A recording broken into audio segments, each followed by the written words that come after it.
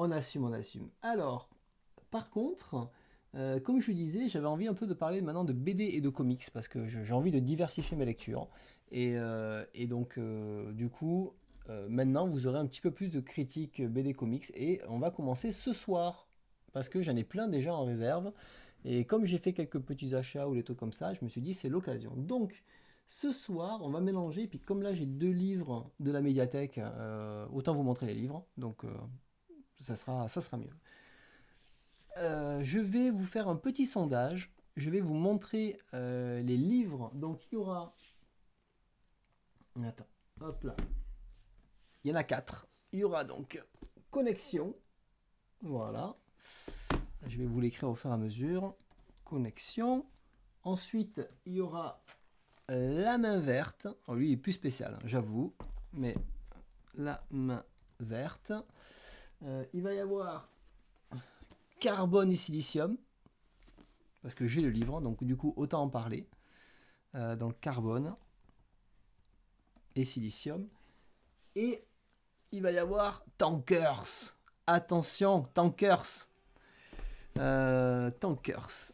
Voilà. Donc ces quatre-là, je balance le sondage. Vous pouvez voter. Lecture. Allez-y. Vous allez pouvoir voter pour tout ça. Et je vais faire de la place ici. Alors j'en ai plein d'autres chroniques de comment ça s'appelle de comics. Mais je les garderai pour la prochaine fois. Déjà, il y en a 4. Au pire, je pourrais peut-être en montrer un. Non, 4, c'est bien déjà. C'est plutôt cool, 4. Déjà, vous avez fait beaucoup de mangas. Allez. Oui, parce que j'ai aussi lu les Stars, j'en ai lu plein. Donc, il faut que je vous en parle de tout ça. Mais là, c'est que les Stars, c'est pareil. Je l'ai pris à la médiathèque, mais je l'ai rendu après. Mais j'ai une version numérique pour vous le montrer. Voilà. Alors, tu as voté pour le plus subtil. Tu peux voter plusieurs fois même, hein. Tu peux voter plusieurs fois. Alors, du coup, il faut que je change de note, moi, parce que là, ce n'est plus la bonne. Là, je vais en profiter. Donc, toc, toc, toc. Allez, donne-moi celui-là. Et ferme ça. Connexion. Donc, c'est connexion. Vous êtes hyper curieux sur connexion, quoi. Ah, ça fait plaisir. En plus, c'est vraiment le petit titre de BD plus indé. Alors, connexion, je prends les deux. Ne bougez pas. On va tous les faire, hein, de toute façon. Ouf, c'est quand même. Le poids n'est pas le même hein, entre les comics et les mangas, je vous le dis. Hein. Je vous le dis. C'est un peu abusé. Alors, je vire ça. Hop. Livre, connexion. Donc, le deuxième volume vient de sortir. Donc, c'est de Pierre Janot. Alors, c'est un petit éditeur. C'est Tanibis, l'éditeur. Euh, donc, je vais vous parler un petit peu de ce que c'est. Alors déjà, comment j'ai connu ça? Alors là, ceux-là, je les ai achetés. Hein. Je les ai commandés directement sur le site de l'éditeur. Donc ils sont à moi. Ce sont mes petits exemplaires. Hop. Attends, je suis pas habitué à montrer la BD. Donc c'est bon. Là, on est calé. Alors, il y avait un live sur, je crois, sur un live comics BD. Enfin, je crois que c'est la rubrique de G, si je me trompe pas. Et dedans, il y avait Dramon qui des fois commente ou est en live, rarement. Euh, et il participait à ce live. Et il a parlé d'une BD justement qui a attiré mon attention, une BD qui sort un peu des sentiers battus. Vous savez que en manga, j'aimais bien ça. Donc il sortait des sentiers battus. Et en parlant de connexion, ben, je me suis dit, c'est assez particulière. Et sa particularité, en fait, c'est sa vue et sa narration. C'est-à-dire que si je passe, comme vous allez pouvoir voir, voilà. Sa vue et sa narration, vous allez avoir une planche qui, au lieu d'avoir un découpage traditionnel, et bien du coup, l'auteur a choisi une vue isométrique ou plutôt une vue axonométrique. Donc c'est-à-dire que tous les dialogues, je vais même vous montrer là, voilà, ils sont un truc comme ça. Donc tous les bâtiments sont coupés et en fait à chaque fois vous allez avoir une planche comme ça avec le décor en fond et une sorte d'alvéoles qui vont vous montrer un petit peu les dialogues ou les interactions. C'est-à-dire que chaque alvéole, bon, c'est un texte, un souvenir ou une interaction avec entre deux personnages ou avec un objet. Et ce qui donne vraiment une originalité bienvenue à l'œuvre. Et si je vous montre un petit peu le début, par exemple, on voit sa chambre, on voit qu'il se lève, donc on découvre un nouveau bureau. Alors ça, c'est que les premières pages. Après, il ne fait plus ça. Et après, voilà, on a son appartement et on va voir un cadre, des trucs à Faustine, donc on comprend qu'il est séparé, etc. Donc il peut y avoir plusieurs événements sur la même planche, plusieurs temporalités sur la même planche, et du fait de cette narration, on porte beaucoup plus attention en fait aux détails dans les décors et aux objets qui permettent de mieux identifier justement le changement entre deux planches. On dit ah là c'est pas le même truc, etc., etc. Et parfois, ben, c'est une pièce supplémentaire. Des fois, c'est l'ambiance qui va changer. Je sais pas si je l'ai, mais genre d'un coup, il y a la fête et on se rend compte qu'il change totalement le truc. Non, c'était dans le volume 2 que ça devait y être. Euh, des fois, c'est les personnages qui ne sont plus les mêmes, qui changent. Et en fait, je trouve que cette narration, elle t'oblige à ralentir la lecture et prendre le temps de lire et prendre le temps d'observer. Alors, là, on est sur un truc très... comment dire? Ça y est, le concept est là, hein, on le voit. Là, par exemple, ils sont là, ils discutent, etc. Puis ils continuent à discuter ici. C'est ce qu'on peut voir là. Là, pareil, elle prend l'ascenseur, elle arrive en bas de l'ascenseur, et puis, en fait, elle continue la discussion ici, mais elles sont déjà là. Enfin, en gros, tu dois un petit peu regarder en détail. Ou alors, tu vas voir une action découpée comme ça, et tu comprends que le temps passe ici. Là, elle écoute la musique, et puis ce poster, par exemple, te donne un souvenir et te donne un petit peu plus d'informations sur elle. Donc là, l'auteur, il a choisi de nous raconter des histoires réalistes, c'est-à-dire que chaque chapitre va se concentrer sur une personne, et on va vite se rendre compte, au fil des chapitres, que tout le monde se connaît de plus ou moins d'un ou deux degrés de connaissance, sans se connaître directement. En fait, tout le monde tourne un peu autour des mêmes cercles. Et ça sera en fait un chassé-croisé de personnes qui se connaissent directement ou indirectement et qui se retrouvent dans le même lieu. Typiquement un bar comme ça ou un restaurant. Là typiquement, on a deux personnes qui travaillent dans le restaurant et on va se rendre compte que ces deux personnes-là, ben ça c'était la collègue de boulot de l'autre personne à côté en fait. Et son compagnon, on le découvrira plus tard. Et ces personnes, c'est souvent des personnes des trentenaires en fait avec des situations différentes. Ils peuvent être séparés en couple avec des enfants, ils peuvent faire des boulots passion alimentaires, voyager à travers le monde. Y en a qui profitent de leurs rêves, il y en a qui rêvent tout simplement, il y en a qui essayent de construire quelque chose ou qui se donnent pas les moyens de construire quelque chose. Et ils vont tous devoir faire face en fait à des choix dans leur vie et à des drames, à des moments de bonheur, à des changements brutaux. Et au fil des chapitres, en fait, on va connecter, parce que le titre c'est connexion hein, quand même, on va connecter toutes ces histoires entre elles et tous ces personnages entre eux. Salut Toon. Donc ici, il n'y a pas de magie, pas de fantastique, c'est juste la vie, l'amour, l'amitié, la passion, les rêves, la nostalgie, tout ce que vous voulez. Tout se mélange en fait pour dessiner de nombreux portraits, pour qu'on puisse en fait, au fur et à mesure des connexions, comprendre leur vie, leur passé, pourquoi ils s'entendent pas, etc. Et il ne faut pas s'attendre à une conclusion comment dire, qui va terminer quelque chose en fait. C'est un peu comme dans la vraie vie. Bah, la vie elle continue, il n'y a jamais de vraie conclusion et on va les suivre durant un moment de leur vie et avancer comme ça un certain moment. Et je trouve que bah, l'auteur il réussit parfaitement à faire ça. Voilà, typiquement au début on a ces personnages, on ne sait pas qui c'est, mais on voit qu'elle écoute la musique, il y a ça, et en fait on va arriver à se les représenter au fur et à mesure. Et finalement, il arrive à recouper tout ça sans que ce soit forcé. Je trouve ça très naturel. Et surtout, il n'essaye pas de créer des connexions pour créer des connexions. C'est-à-dire que il n'y a pas de truc, ah, lui on va le mettre, ça va être le cousin, le machin. Non, non, c'est comme des cercles d'amis. Certains ne se connaissent pas, mais nous, du coup, on les connaît et on se dit, ah, mais en fait, c'est l'ami de lui, ils se connaissent pas, mais ils côtoient le même endroit, par exemple. Et au final, ben, ça donne malgré tout un contenu assez dense. Même si c'est léger en texte, ben, le fait d'avoir toutes ces informations-là, c'est assez dense. Euh, et Et en plus, dans sa manière de représenter, finalement, il n'y a pas besoin de plus de texte. Tout est très visuel et ça suffit.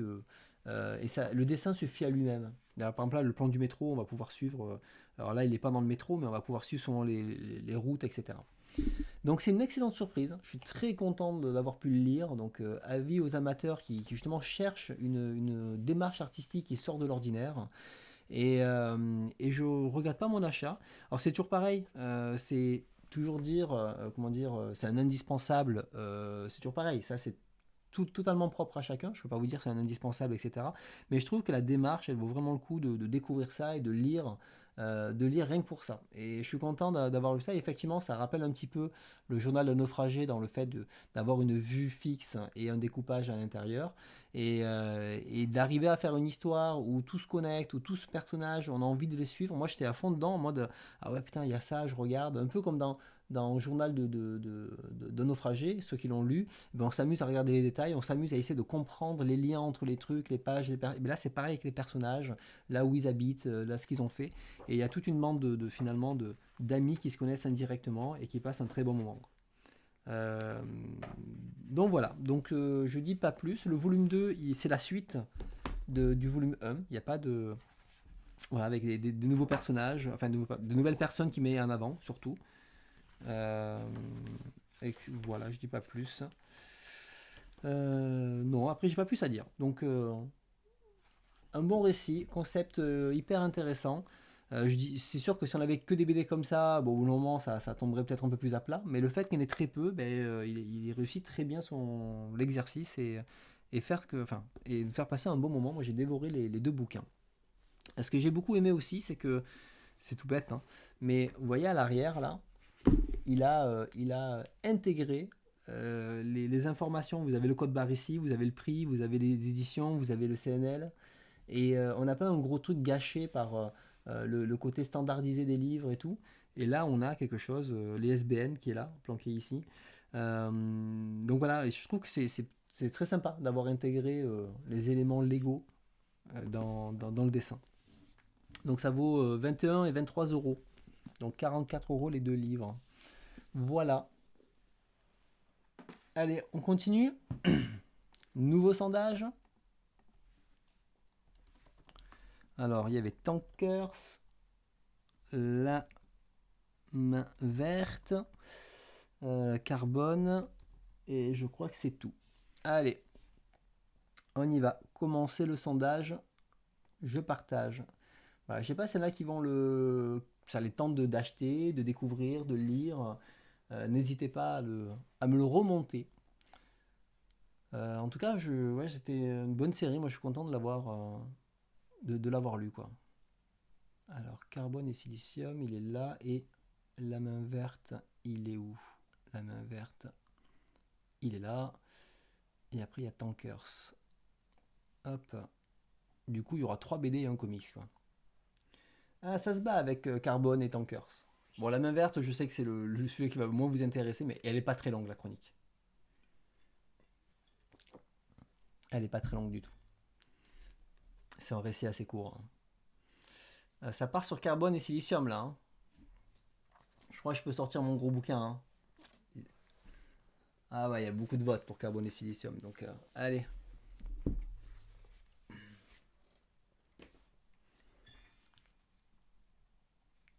Alors, toc. Donc carbone et silicium, hein, on ne peut pas dire que c'est un récit qui est connu, hein. C'est une très bonne vente. Voilà, celui-ci, alors c'est un très grand format, il est énorme. Un peu grand même d'ailleurs. Un peu grand. Alors carbone et silicium, Mathieu Bablé, vu que ça fait partie des gros succès, je me suis dit, bah allez hop, il était à ma médiathèque, hein, vous voyez, c'est des exemplaires de médiathèque, hein. Il était à ma médiathèque et je me suis dit, allez, on va le prendre, je l'ai vu, et puis au bon moment, quand tu vas à la médiathèque, tu passes pas 2 ans à chercher tous les livres, tu prends 2, 3 et tu te casses et c'est fini. Donc là, c'est ce que j'ai fait. Donc, de quoi parle cette BD? Je fais attention parce qu'il y a juste 2-3 pages un peu limite. Hop, attendez, je vais vous caler le truc pour que vous voyez, voilà, vous voyez tout bien comme il faut. De quoi parle cette BD? Donc, pour résumer très rapidement, on va avoir deux androïdes qui sont dotés d'une IA, vous les avez ici, carbone et silicium, d'une IA performante. Et ces IA vont traverser le temps et voir l'évolution de l'humanité sur plus de 3 siècles. En gros, ça, c'est l'histoire. Et donc, le début du récit nous montre la naissance de ces IA et l'apprentissage de ces IA. À la base, elles étaient conçues par une grosse entreprise pour faire du profit, bien entendu, mais pour aider les personnes âgées. Mais leur destin, voilà, je vais passer cette page justement, les pages où ils sont nus.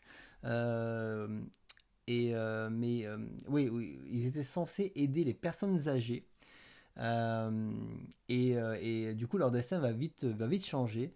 Et on va retrouver on va retrouver les personnages, justement au début, qui va consacrer beaucoup de temps à leur conception, même trop de temps. La scientifique va d'ailleurs délaisser beaucoup sa fille pour ça.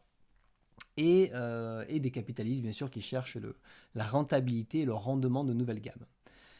Et rapidement, ben, ces IA vont se sentir très enfermés dans leur laboratoire et vont vouloir découvrir le monde. Et, lors d'une sortie, eh ben, une des IA arrive à s'échapper et on va avoir la séparation des deux. Euh, Là, le récit, justement, au fil des pages, ben, les IA vont s'émanciper des humains et poursuivre leurs propres histoires. Et le récit va vraiment prendre un tournant, celui de suivre le déclin de l'humanité. Et au fil du temps qui passe, on va voir de plus en plus l'humanité qui va de pire en pire. Par exemple, là, les gens délaissent, ne vont plus faire des voyages. En fait, tout se fait en webcam maintenant. Tout est déserté, par exemple. En fait, les humains sont de plus en plus connectés, totalement dépendants de la technologie et interrogent beaucoup notre rapport à la technologie et aussi le transhumanisme, puisque beaucoup d'humains après seront augmentés. On a un humain en fait qui se déshumanise pendant que les robots eux s'humanisent. Mais aussi voilà, déshumanisent, ils se déshumanisent physiquement parce qu'on ne sait plus au bout d'un moment qui est un humain, qui est un robot. Et en fond, en fait, on constate que les sociétés, au fur et à mesure des ans, ben, se sont fermées à l'immigration. On voit les conséquences climatiques des pays qui sont entièrement sous l'eau, des sociétés de plus en plus oppressives. Et petit à petit, comme je disais, on avance vers la fin de l'humanité. En fond, à chaque fois, on a une nouvelle scène. C'est-à-dire c'est un récit qui est très elliptique. Donc à chaque fois, on a une transition dans le temps, un saut dans le temps à chaque chapitre. Et donc à chaque fois, on avance et l'humanité a avancé un peu plus dans son déclin. C'est une BD qui questionne beaucoup sur la vie. Et par exemple, elle, voilà, la scientifique qui peut vivre du coup jusqu'à, je sais plus, 230 ans, mais voici l'état où elle est, quoi. Elle n'a plus rien, elle est branchée à des disques durs, enfin, c'est assez fou. Et en fait, ça questionne beaucoup sur la vie, qu'est-ce que c'est l'interaction entre humains, le questionnement aussi sur les actions des humains pour mieux vivre en société, et de plus être individualiste mais communautaire, faire les actions ensemble. Et au travers des robots et de leur conscience, en fait, qui théoriquement sont limités à 15 ans, mais vont vivre beaucoup plus longtemps, on va voir en fait les désirs de ces robots de faire ce que les humains ne sont pas capables, et ces humains qui subissent en fait leur monde, hein, c'est exactement ce qu'on fait aujourd'hui avec le réchauffement climatique, on subit plutôt qu'agir, et subit en fait un changement que l'humain a lui-même provoqué en fait. Et c'est un changement imposé qu'il a provoqué mais qui ne fait rien pour changer. Et c'est un récit en fait qui va nous faire voyager dans le monde entier, qui nous montre comment demain le monde pourrait être si on laisse faire. Alors la thématique des IA, bien sûr, elle est présente puisque c'est le truc principal, notamment leur utilisation. À la base, c'est pour combler un manque humain. Mais on voit aussi surtout ben, leur état d'âme, des IA qui sont très humaines. C'est une belle histoire de deux êtres qui se cherchent toute leur vie, en fait, sans cesse, de deux IA très différentes. Une happée par l'exploration du monde, celle qui s'échappe, qui veut explorer le monde, l'autre prisonnière totalement de son environnement. Et ces deux IA, donc plus humaines que les humains, bien sûr, et entre eux, entre les humains et là, en fait, c'est deux visions. Tu as une vision qui se déchire, l'humanité, et une autre qui se rassemble, les robots. Et je trouvais ça très intéressant à lire dans ce sens-là. Alors c'est un titre qui m'a beaucoup plu, qui m'a donné envie de le relire, vraiment pour apprécier sa thématique, parce qu'au début, ça partait sur la construction des robots, je ne comprenais pas trop, et à partir, je pense, du premier tiers du manga, ça y est, là, on fait des bonds dans le temps réellement importants, et le récit part sur autre chose. Et j'ai beaucoup aimé voir justement l'humanité s'effondrer, voir l'adaptation des robots, tous ces questionnements sur la vie, les conséquences des non-actions qu'ils font, sans parler de ces histoires d'amour en fait, au final, non dites entre ces deux IA. Et j'ai trouvé ça très bon et j'avais envie presque de le relire juste après ma lecture pour, euh, pour redécouvrir en fait et revoir toutes ces thématiques-là. Je me pose la question si avant de le rendre, je vais pas me le relire en physique pour, euh, pour apprécier tous les sujets que je vous ai évoqués. Donc, très bonne lecture.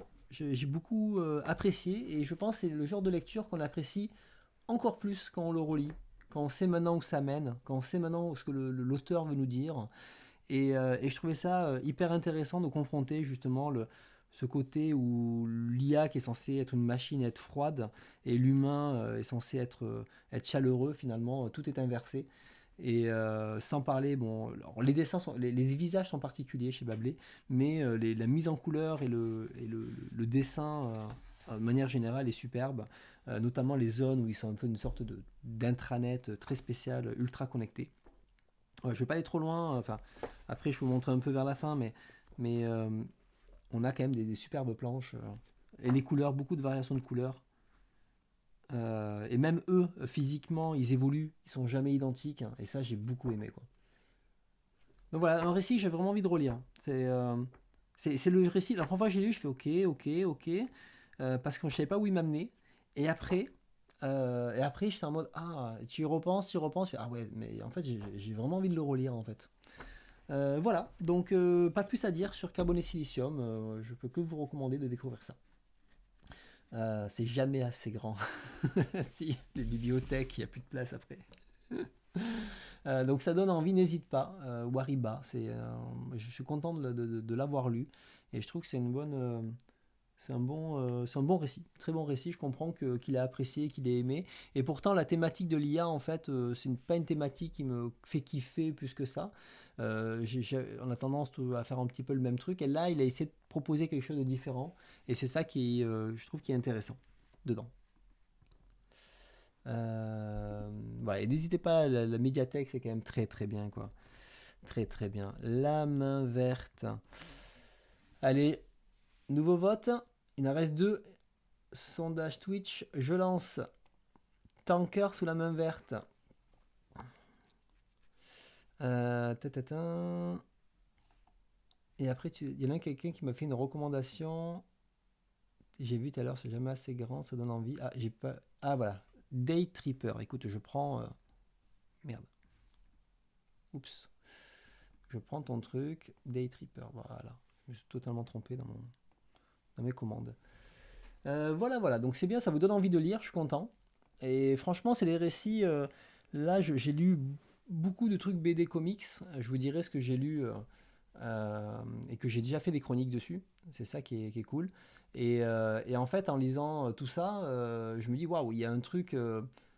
Il y a un truc comment dire, différent du manga. Et je me régale en fait à lire ces récits qui proposent autre chose. Et j'apprécie d'autant plus le manga après. Parce que le manga propose des choses que la BD et le comics ne propose pas, et vice-versa. Et c'est ça qui est génial. Vous avez voté pour la main verte? Vous avez été deux à voter, les gars. Vous êtes tous endormis, ça y est? Il n'y a plus personne?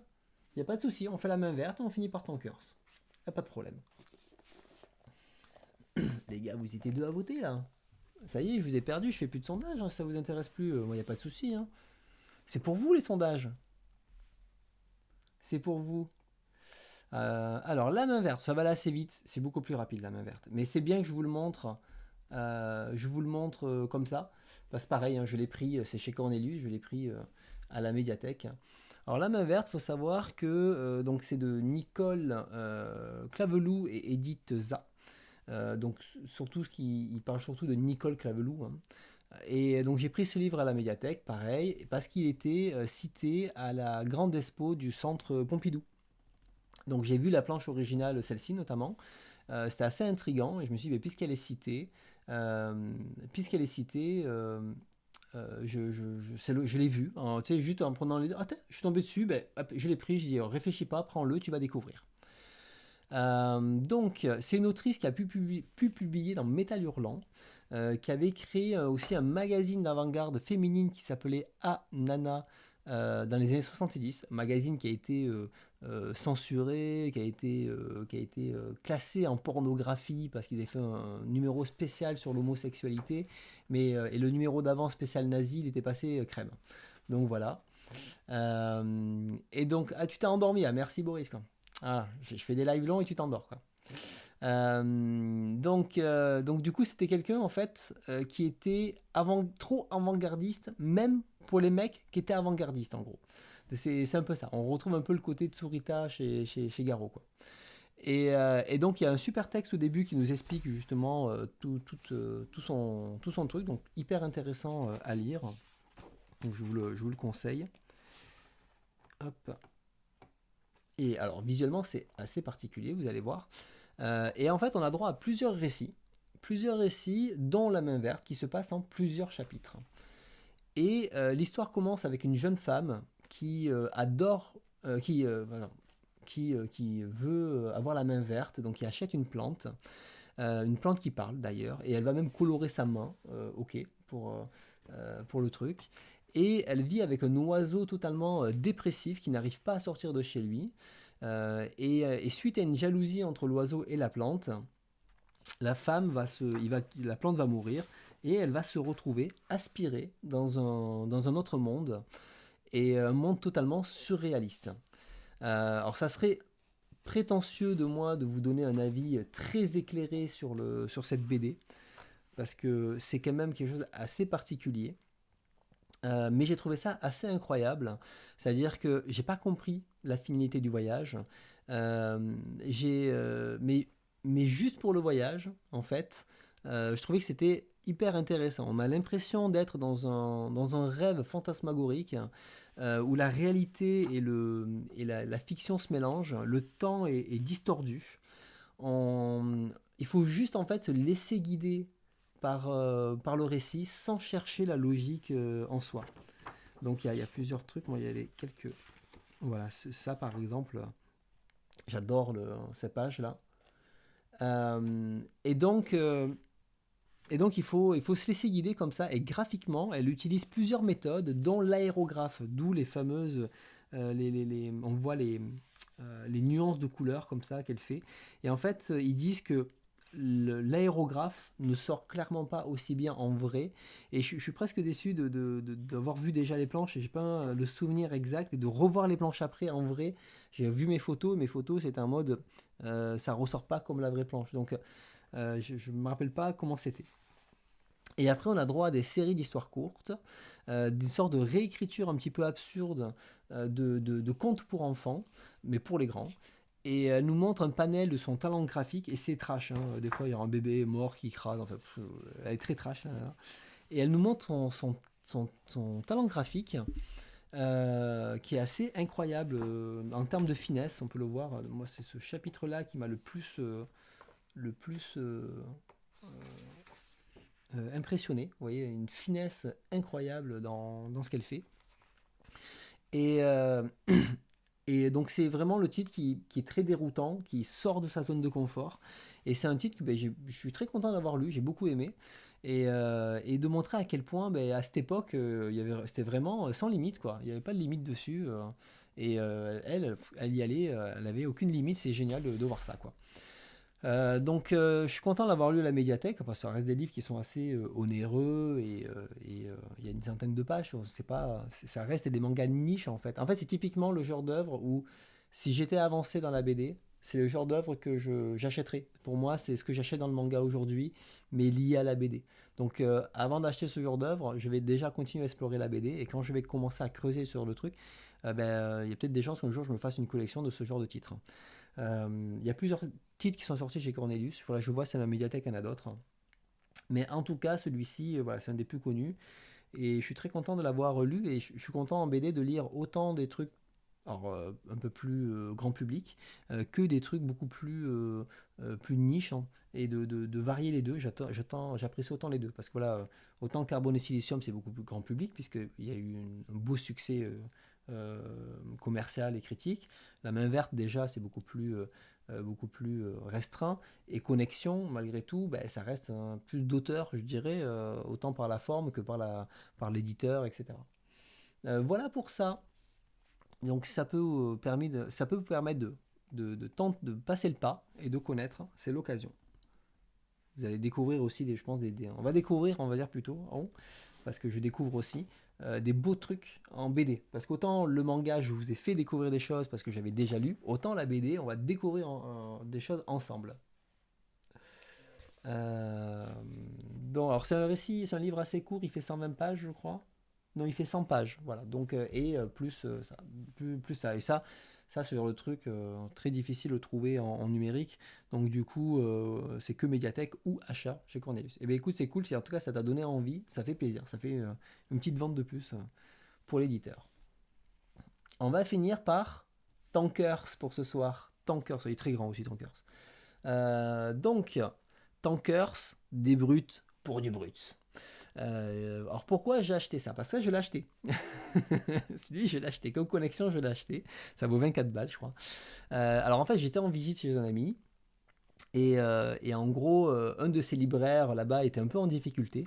Et donc je me suis dit, bon, quand même, c'est un peu con de ne pas lui prendre un bouquin. Je veux dire, si ça peut l'aider un petit peu, ça serait dommage, quoi. Et donc du coup, comme lui c'était une boutique très VO, et moi la VO c'est un peu plus compliqué à lire, et qu'il n'avait pas tant de titres français qui m'intéressaient, j'ai trouvé Tankers, et je me suis dit, allez, ça a l'air d'être un gros délire, un gros nanar assumé, allons-y, et puis ça soutient, et puis si c'est pas bien, ben, c'est pas grave, tu revendras, et c'est pas grave. Donc je savais sur quoi je partais, sur un récit turbo débile, gros défouloir, scénario sur deux lignes et une feuille de PQ, mais voilà, c'était bon, je savais. Donc Tankers, de quoi ça parle? Alors dans Tankers, nous avons le PDG d'une grosse compagnie de pétrole qui voit que ses réserves sont quasi à plat. Et donc, comme ses réserves sont quasi à plat, il décide, pour pérenniser son entreprise, de créer une machine à voyager dans le temps et d'envoyer une bande de mercenaires pour dévier la météorite qui tombe dans le Mexique et qui du coup ne tuera pas tous les dinosaures pour avoir beaucoup plus de pétrole dans le temps. Sauf que du coup la mission se passe pas comme prévu. Et quand les mercenaires vont dans le passé, quand ils reviennent, eh bien en fait, c'est Dinoland. Et surtout, il y a des dinosaures ultra vénères. Mais vraiment vénères.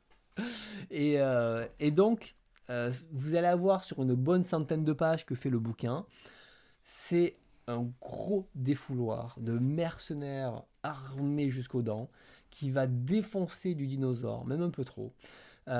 Sorte de gros kiff des auteurs qui mélangent du Jurassic Park, du Starship Troopers, voire du Avatar dans le côté armée américaine.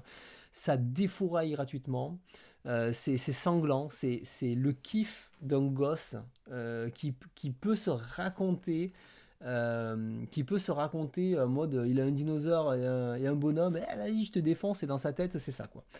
Mais avec du gore en plus.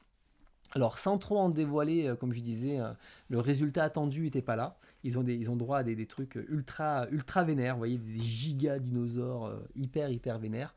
Mais bon, bien sûr, on peut voir une critique du capitalisme à outrance, l'utilisation des ressources en retenue, l'utilisation d'hommes armés pour trouver une solution, tout ce qu'on veut. On va pas se mentir, c'est pas l'objectif premier du récit de dénoncer ça. Et en fait, ça va surtout être des scènes d'action qui va composer le titre. Alors des scènes d'action, vas-y, très jolies, hein, c'est pas un souci, ça te défouraille. Mais c'est dommage parce qu'en fait, il aurait pu, malgré ça, aller beaucoup plus loin dans l'histoire. Surtout dans le 4e et dernier chapitre, parce qu'il y a 5 chapitres, après c'est un flashback. Il avait la possibilité d'aller plus loin dans la connerie et les retombées de la connerie. C'est-à-dire qu'il n'y a pas de souci, le délire, il est là.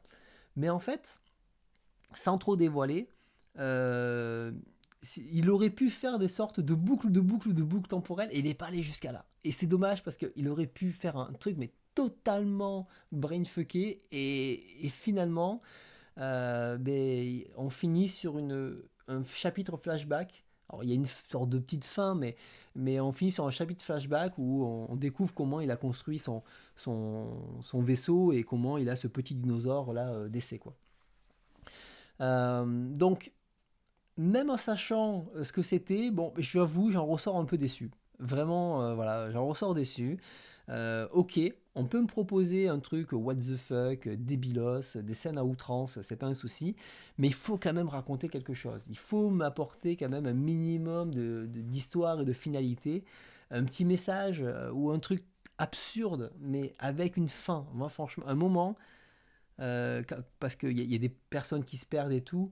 Moi, je m'imaginais à un moment où ils retournaient dans le passé pour récupérer des gens qu'ils avaient perdus, mais dans le passé, tu vois. Le truc totalement what the fuck. Tu dis, attends, mais en fait, le gars, il a fait un saut dans le temps, du coup, il est pas. Enfin, ça aurait été mais n'importe quoi comme paradoxe temporel.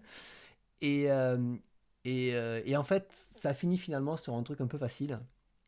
Et donc, c'est dommage. C'est dommage qu'il n'y ait pas eu ça. Ça aurait pu avoir un truc totalement. Non, il n'y a pas les nazis là. Il n'a pas eu le temps de les développer. Après, je pense que c'est un truc one shot, ça n'a pas dû marcher plus que ça, et puis après, ils sont arrêtés à 5 numéros, et puis c'est tout quoi. Donc, ouais, j'aurais pu accepter tout. Tout était permis, tout était accepté dans le délire, mais il n'a pas réussi. Et voilà. Après, parce que tu acceptes que quand il revient dans le présent, il y a toujours la même boîte, toujours le même PDG, toujours le même truc, alors qu'en fait le monde a totalement changé. Donc ça n'a aucune cohérence. Mais c'est pas grave, tu l'acceptes parce que c'est le délire. Et c'est. Voilà, il faut le prendre ça comme un gros bonbon. Tiens, je te donne un bonbon, fais-toi plaisir. Tu te poses le cerveau, tu lis ça et tu passes à autre chose. Et j'ai cru voir, parce qu'après je regarde un peu sur internet, effectivement, apparemment, c'est pas le meilleur Bliss donc avec la collection Bad ID. Euh, et donc, tant pis, c'est pas grave. Par contre, voilà, si vous voulez des trucs ultra gore et tout, vous pouvez y aller. Donc, avis d'amateur décomplexé et totalement what the fuck, vous savez à quoi vous attendre avec Tankers. Donc, c'est une lecture un peu soutien, donc c'est pour ça que j'ai ça aujourd'hui dans ma collection. Je regrette pas mon achat dans le sens où c'est toujours rigolo de lire ça, mais j'avoue que c'est pas le genre de lecture que je vais recommander et vous connaissez maintenant le contenu de tout ça. Alors, là c'est fini pour les critiques parce que les critiques pour info, j'ai quand même donc j'ai tous The Boys, j'ai en comics, hein, j'ai Supergirl, Woman of Tomorrow, j'ai Zone de crise, j'ai Shaolin Cowboy, j'ai Strange Adventure, j'ai le premier omnibus d'Alien, j'ai toutes les morts de Layla Starr, donc ça c'est ce que j'ai en comics et en BD. J'ai toute la saga Sambre, j'ai par La Force des Arbres, La Cuisine des Ogres, Zombie Millennium, L'Incal, mais L'Incal avec les spin-offs, avec là je suis en train de lire La Caste des Métabarons et les spin-offs, René au Bois dormant, Pen c'est le pli du monde, et c'est tout, et c'est tout. Et après j'ai encore aussi des trucs sur le... Voilà. Oui, j'ai lu tout ça, et j'ai lu tout ça. Tout ça c'est lu, et j'ai écrit une critique. C'est-à-dire que j'ai des critiques qui sont prêtes, je peux vous les faire. Voilà, sachant que dedans, il y a des longues séries, hein. Les Lincals, les Sambres, The Boys, très long, très long. Et j'ai lu tout ça en intégral. Donc voilà, ça c'est ce que j'ai acheté. Et des achats comics, parce que du coup, je vais commencer à faire des petits achats comics et BD. Je me suis acheté le volume 2 de New Burn, parce qu'en fait, j'avais déjà le volume 1 que j'avais acheté il y a 1 an et demi. Et dedans, il y avait l'auteur qui était là, et je l'avais fait dédicacer. Voilà. Donc j'ai acheté le volume 2, j'avais bien aimé le premier volume, donc j'ai hâte de lire le volume 2, ça arrivera. Ensuite, et ça on me l'a donné, mon pote me l'a donné, j'ai le Daredevil jaune, le Spider bleu là, et le Hulk qui n'est pas ressorti. donc sûrement un vert, hein, je pense, je sais pas, ou en rouge. Et donc ça, il faut que je le lise, et ça c'est voilà, et ça c'est le comment ça s'appelle. Ça ressort dans des grands formats indépendants, donc il manque ça. Voilà, alors en fait, j'étais en congé au mois d'octobre, donc ça j'ai lu, et là j'ai des lectures qui datent de plusieurs mois, hein. Attention, là tout ce que je vous ai dit, j'ai pas lu ça le mois dernier. J'ai lu ça, c'est les lectures des 6 derniers mois, minimum, parce que The Boy j'ai commencé il y a un an. Donc c'est les lectures de ces 6 derniers mois sur pas mal de choses. Et là, comme j'étais en vacances, j'en ai lu mais à foison partout. Il y avait pas mal de trains, de trucs. Je me suis gavé en lecture. Et ah oui, et je suis en train de lire hop, celui-ci que j'ai pris à la médiathèque. Voilà. Et ça, c'est golden, hein. Je suis à la moitié du premier, là, très cool. Vous voyez, c'est la médiathèque. Donc là, j'ai pris beaucoup de choses de la médiathèque. Voilà. Donc, il y aura des belles lectures en perspective sur la chaîne, je peux vous l'assurer. Voilà, je peux vous assurer qu'il y aura des belles lectures. Donc, c'est pour ça que j'ai envie maintenant de faire du comics et de la BD. Et je vais essayer de faire 4 mangas, 4 comics, ça peut être pas mal, et d'avancer, sachant que j'ai certains trucs, c'est des sagas, hein, donc ça va être assez costaud. Bon, ça restera des chroniques comme ça, hein, je veux dire, c'est pas des trucs de 3 heures, ça sera des petites chroniques de 5-10 minutes sur une série, même sur les grandes œuvres, je vais passer ça en 20 minutes, la grande saga, quoi. Là, j'ai fini de lire La Case des Métabarons, et je vais m'attaquer, mais peut-être pas Métabarons, les Technopères, je pense que je vais m'attaquer. Donc voilà, je vais tous les faire, et je vous ferai un bloc, là, tout le truc. Voilà, écoutez, c'était un programme assez chargé. Je vous l'ai dit, c'est pour ça que j'ai pas fait de planning, hein. Il était très chargé le programme. Et vous avez vu tout ce que j'ai acheté en manga. Il faut que je lise tout ça. C'est ouf. Et là, je me suis même commandé les Down Runner en collector et le Wolverine, l'arme X, pareil, en noir et blanc collector. Là. Je me suis commandé ça. Je me suis dit, allez, ils ont l'air cool ceux-là. Donc, c'est parfait. Non, c'est bon, le planning, on va arrêter. On va aller dormir. On va aller dormir, Zeno. Et quand même, le contenu, il est quand même chargé déjà. T'en veux toujours plus. T'en veux toujours plus, Zeno. Ah, ça c'est bien déjà, là. C'est bien. On est d'accord. C'est pas mal. Eh bien, je crois qu'on arrive à la fin. Ce qui manque un truc à la fin, je fais d'habitude et j'oublie juste la date du prochain. Ça, c'est ce que je fais. Des fois, j'oublie mon propre programme. Ça sera le 20. Donc, le 20, classique. Rien de particulier. On va faire la Mangatech. Voilà. Mangatech le 20 novembre. Si vous êtes là. Non, on va aller dormir. Il faut être raisonnable, les gars. Il faut être raisonnable. Donc, on va pas finir sur un planning. Et puis, il y a des trucs à respecter. C'est news planning. Ça va ensemble. OK? Un petit peu d'ASMR pour terminer. Il n'y a pas de problème. Eh bien, écoutez, je vais vous souhaiter une bonne nuit. Eh bien, merci en tout cas d'être resté aussi tard jusqu'à minuit. Ça m'a fait plaisir de vous montrer ces lectures manga, BD et comics de qualité. Pour certaines. Et là, c'est bon. Il y a 3 omnibus à lire, hein, comprenez-le. Et oui. Oui, bah, Alien, j'ai encore 3 omnibus à lire. Il faut que j'achète le 2 d'ailleurs. Donc on est bon. Eh bien, écoutez, plein de bisous. Je ferai un sondage pour réveiller la prochaine fois. Plein de bisous, je vous dis à bientôt au 20 et puis bonne lecture à tous. Ciao ciao.